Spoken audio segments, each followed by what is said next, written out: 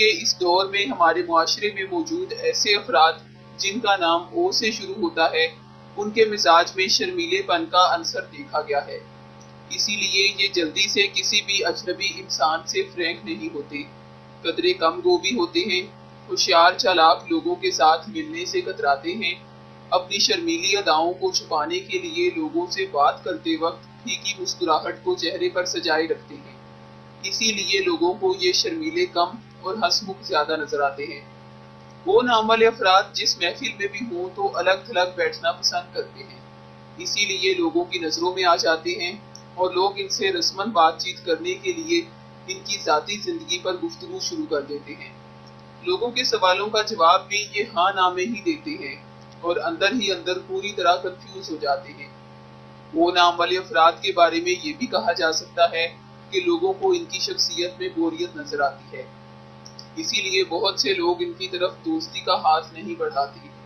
ہم آپ کو بتاتے چلیں کہ او نام والوں کی یہ عادات، رویہ یا شرمیلا پن صرف انہی کے سامنے ہوتا ہے جسے یہ اپنے دل میں فوری جگہ نہیں دیتے، مگر یہ بڑے چھپے رستم ہوتے ہیں، جس سے دوستی کر لیں یا کسی رشتے سے ایک بار جڑ جائیں تو اس سے کسی چیز کا پردہ نہیں رکھتے اور انہیں خوش رکھنے کی بھرپور کوشش کرتے ہیں۔ وہ نام والے یہ افراد اپنے مخصوص حلقہ احباب کو ہی اپنی دنیا سمجھتے ہیں اور اس دنیا میں بہت ہی خوش رہتے ہیں۔ وہ نام والے افراد انتہائی عقل مند ہوتے ہیں، فرصت کے لمحات کو ضائع نہیں ہونے دیتے اور ایسی پلاننگ کرتے ہیں کہ اپنے ہوں یا اجنبی موقع پر ایسا چھکا مارتے ہیں کہ سب حیران پریشان ہو جاتے ہیں۔ اسی لیے ان کے اپنے مخصوص دوست بھی انہیں چھپا رستم مانتے ہیں اور ان کی ذہانت کی دل سے قدر کرتے ہیں۔ اسی لیے انہیں جب کبھی مشکل کاموں کو کرنے میں دشواری پیش آئے تو وہ نام والے افراد کی طرف ہی رجوع کرتے ہیں۔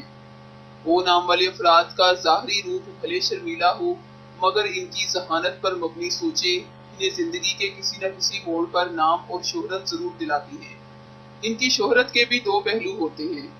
بعض وہ نام والے افراد اپنی عقل کا استعمال کرتے ہیں صرف اپنے ذاتی فائدے کے لیے، بھلے ہی اس سے دوسروں کا نقصان ہوتا رہے۔ شہرت تو انہیں مل ہی جاتی ہے، مگر اس شہرت کی آڑ میں یہ دوسروں کی راہ میں کانٹے بچھاتے ہی چلے جاتے ہیں اور ہر کسی کی تنقید اور نفرت کا نشانہ بن جاتے ہیں۔ جبکہ بعض وہ نام والے افراد اپنی عقل مندانہ صلاحیتوں کے جوہر دوسروں پر عیاں کرتے چلے جاتے ہیں اور پتہ بھی نہیں چلتا کہ کب قدرت ان پر مہربان ہو کر انہیں باعزت مقام تک پہنچا دیتی ہے۔ تو ناظرین، یہ تھا او کی شخصیت کے بارے میں مختصر سا اندازہ۔ علم غیب اللہ تبارک و تعالیٰ کی ذات اور اس کے پیارے حبیب حضرت محمد مصطفیٰ صلی اللہ علیہ وآلہ وسلم کے پاس ہے۔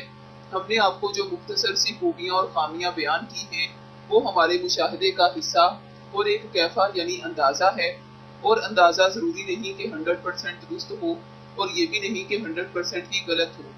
ناظرین، ہمارا مشاہدہ آپ کی شخصیت کے مطابق کتنے % درست ہے ہمیں کمنٹ کر کے ضرور بتائیں، اور اگر آپ کو یہ ویڈیو پسند آئے تو اسے لائک اور شیئر ضرور کریں۔ شکریہ، اللہ حافظ۔